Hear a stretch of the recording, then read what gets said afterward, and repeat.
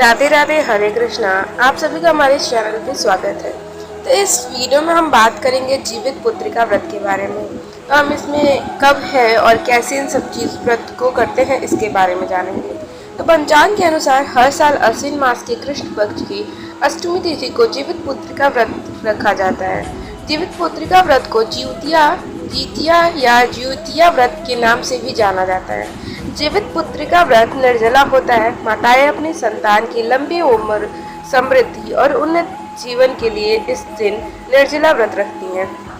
मान्यताओं के अनुसार संतान के लिए किया गया यह व्रत किसी भी बुरी परिस्थिति में उनकी रक्षा करता है। यह कठिन व्रत उत्तर प्रदेश, बिहार, झारखंड और पश्चिम बंगाल जैसे राज्यों में अधिक प्रचलित है। संतान प्राप्ति की कामना के लिए भी यह व्रत रखा जाता है। ऐसे में चलिए जानते हैं कि जीवित पुत्रिका व्रत की पूजा विधि और उसके महत्व के बारे में। द्वितीय व्रत संतान की दीर्घ आयु और उनकी सुख समृद्धि के लिए रखा जाता है।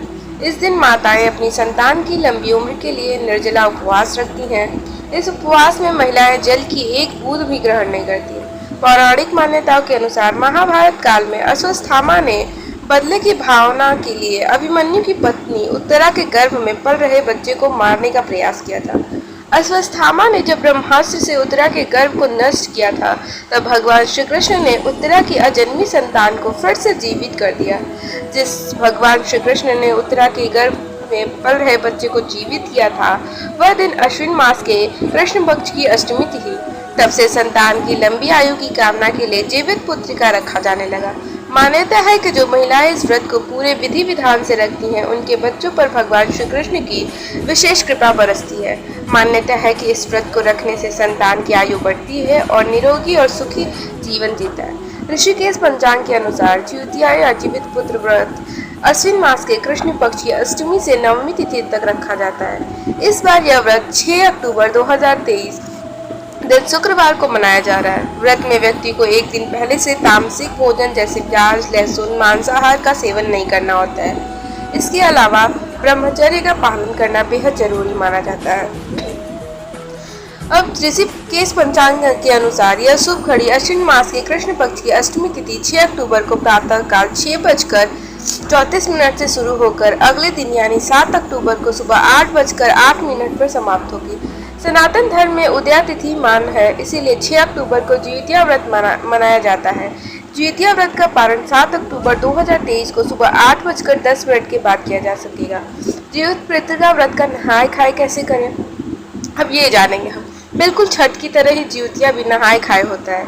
इस दिन महिलाएं सुबह सुबह उठकर गंगा स्नान करती हैं, और अगर गंगा स्नान मतलब गंगा नदी हर किसी के घर के पास तो नहीं होती है, तो आप अपने नहाने वाले पानी में गंगा जल मिला के स्नान कर सकती हैं। तो उसका भी गंगा स्नान का ही फल प्राप्त होता है, और पूजा करती हैं। अगर अपने आसपास गंगा नहीं है तो वो ऐसे कर सकती हैं। नहाए खाए के दिन सिर्फ एक ही बार भोजन करना होता है। द्वितीय व्रत का नियम क्या है? अब छठ के व्रत की तरह ही द्वितीय व्रत के एक दिन पूर्व नहाए खाए किया जाता है। इसी में व्रतीय स्नानादिक पूजा पाठ के बाद भोजन ग्रहण करती है और अगले दिन निर्जला उपवास रखती है।